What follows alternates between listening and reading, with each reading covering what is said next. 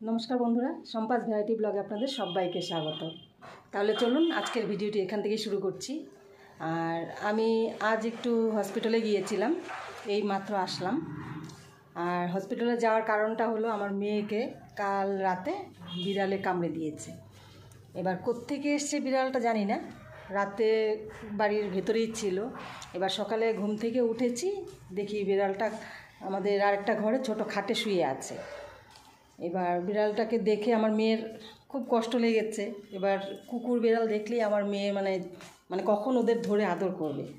এবার বিড়ালটাকে ধরে আদর করতে গেছে, আর দুধ গরম করে নিয়ে গেছে খাওয়াবে। বিড়ালটাকে খাওয়াতে গেছে, এবার বিড়াল দিয়েছে কামড়ে। এবার সকালে গেছিলাম, এই জন্যই হসপিটালে একটা ইঞ্জেকশন দিয়ে আসলাম। এবার মেয়ে স্কুলে গেছিলো, এবার ওদের এক্সাম চলছে। এবার স্কুল থেকে ওর বাবা গিয়ে নিয়ে আসলো, তারপরে এসে ইঞ্জেকশনটা দিয়ে গেছে। তাহলে চলুন আজকের ভিডিওটি আমি শুরু করছি। আর আজকের রেসিপি আপনাদের দেখাচ্ছি। আমি এখানে ফুলকপি নিয়ে নিয়েছি। এবার ফুলকপিগুলো আমি একটু জলে ভাপিয়ে নেব। জল গরম বসিয়ে দিয়েছি, এবার সামান্য নুন দিয়ে দেব।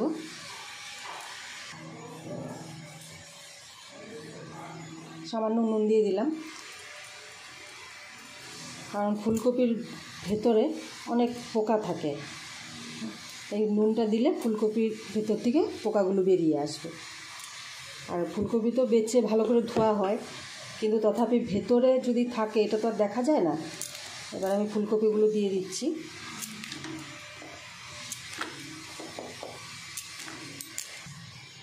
একটু জলটা ফুটে আসলে এবার নামিয়ে দেব।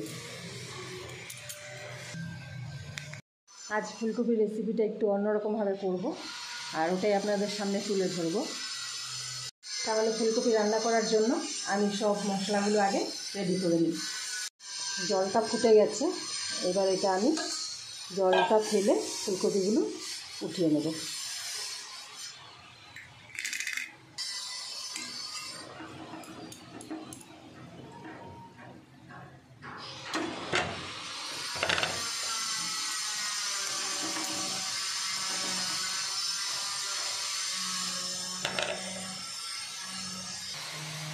কড়াই তেল দিয়ে এবার আলুটা আমি ভেজে নেব।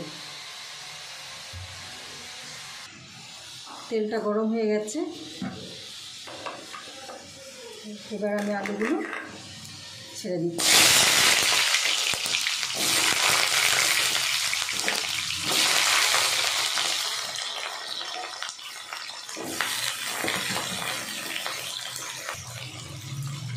হলুদ দিয়ে দিচ্ছি, আর সামান্য নুন দিয়ে আলুটা ভালো করে ভেজে নেব।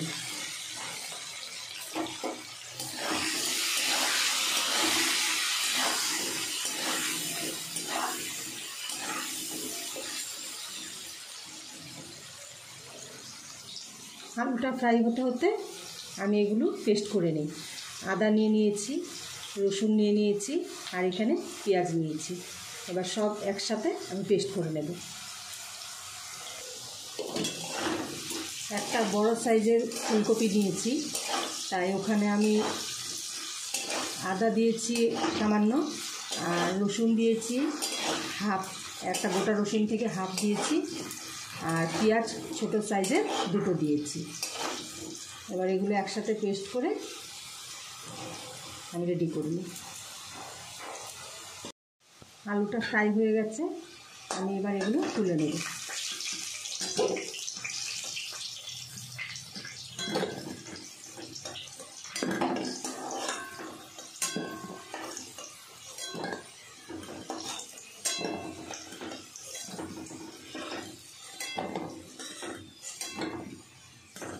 এবার আমি ফুলকপিটা ফ্রাই করে নেব।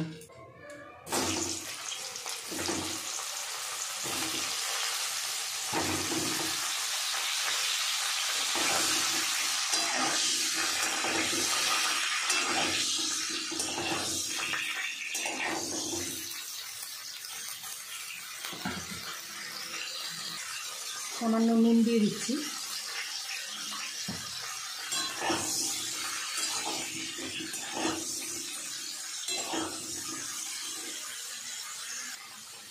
ফুলকপিটা ফ্রাই হয়ে গেছে, এবার এটা আমি নামিয়ে দেব।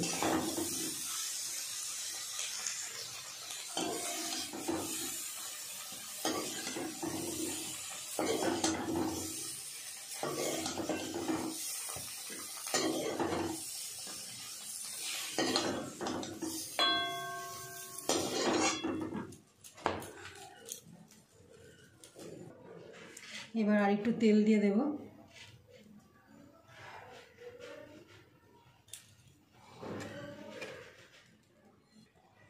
আর এখানে আমি দিয়েছি লঙ্কার গুঁড়ো 2 চামচ, ধনের গুঁড়ো 3 চামচ আর জিরের গুঁড়ো 3 চামচ। তেল গরম হয়ে গেছে, এবার আমি আদা রসুন আর পেঁয়াজের পেস্টটা দিয়ে দেব।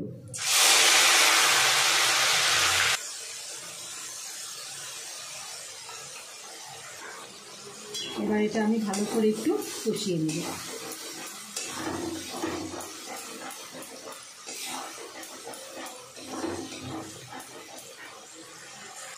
এখানে আমি দই নিয়ে নিয়েছি, আর দইয়ের মধ্যে একটু নুন দিয়ে ভালো করে ফেটিয়ে নেব। আদা রসুন পেঁয়াজটা ভালো করে ফ্রাই হয়ে গেছে, এবার আমি দিয়ে দেব জিরের গুঁড়ো, ধনের গুঁড়ো আর লঙ্কার গুঁড়ো।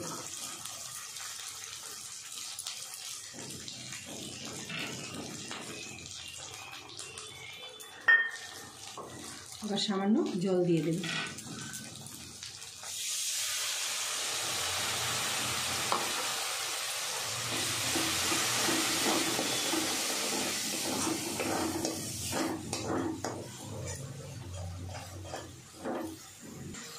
এবার আমি পরিমাণ মতো নুন আর হলুদটা দিয়ে দেব।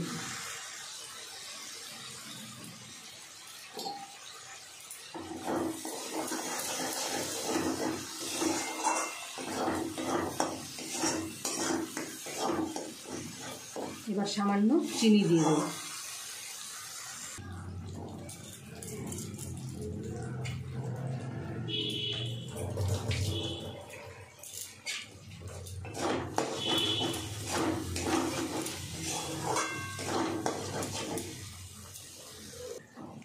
এবার আমি কড়াইশুঁটিগুলো দিয়ে দিচ্ছি।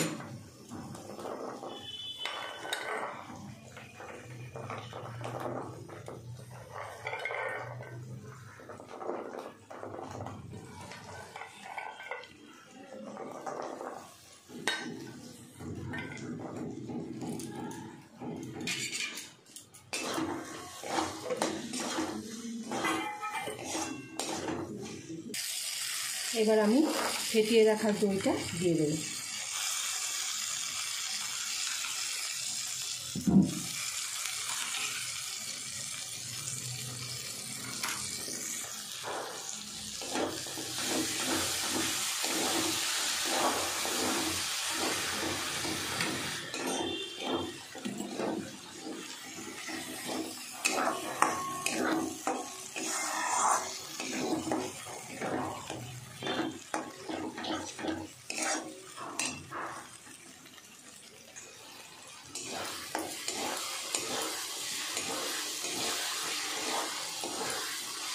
এখানে আমি টমেটো দিচ্ছি না, কারণ দই দিয়েছি, ওই জন্য টমেটোটা দেবো না।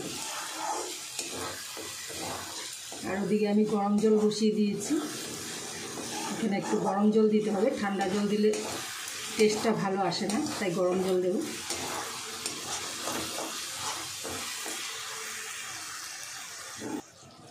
এবার আমি আলু আর ফুলকপি দিয়ে দিচ্ছি।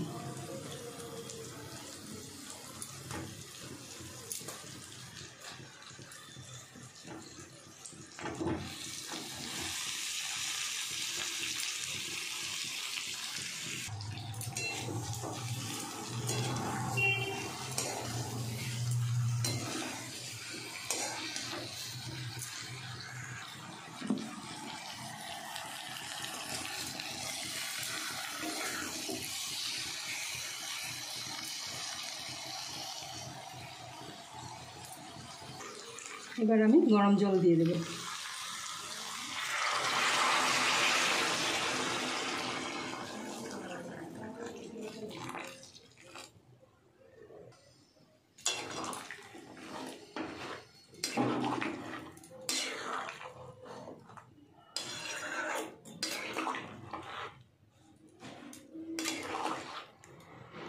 এবার একটু ভালো করে ফুটুক।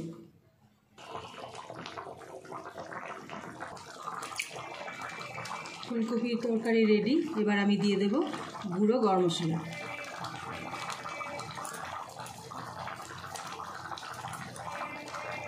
আর এবার দেব আমি বাটার।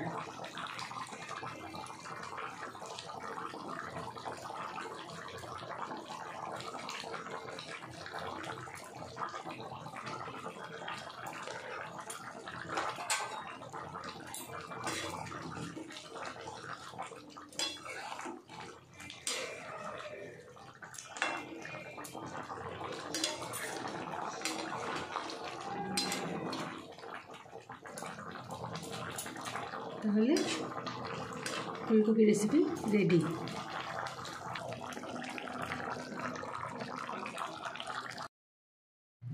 তরকারিটা এবার আমি নামিয়ে দিচ্ছি।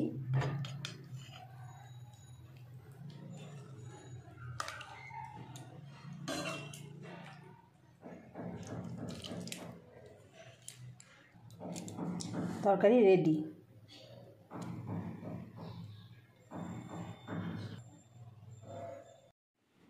এবার আমি খেয়ে আপনাদের বলছি যে তরকারিটা কেমন হয়েছে।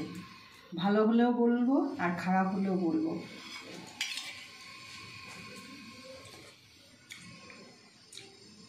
খুবই ভালো হয়েছে। আর বাটারটা বেশি করে দেওয়া হয়েছে, তার জন্য বাটারের ফ্লেভারটা খুব ভালো আসছে। আর দইটাও একটু বেশি করে দিয়েছি, কারণ এই ফুলকপির এই রেসিপিটা একটু টকটক হলে খেতে ভালো লাগে, তাই টকটক ভাবটাও ভালোই লাগছে। আর কড়াইশুঁটিগুলো খেতে খুবই ভালো লাগছে।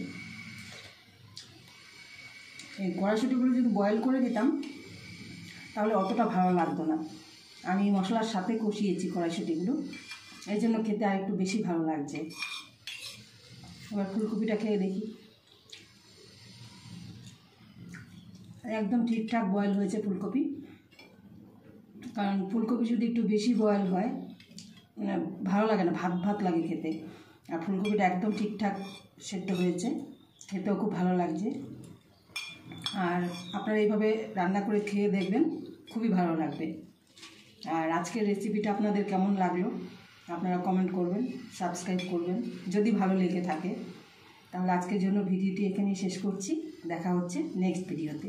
টাটা।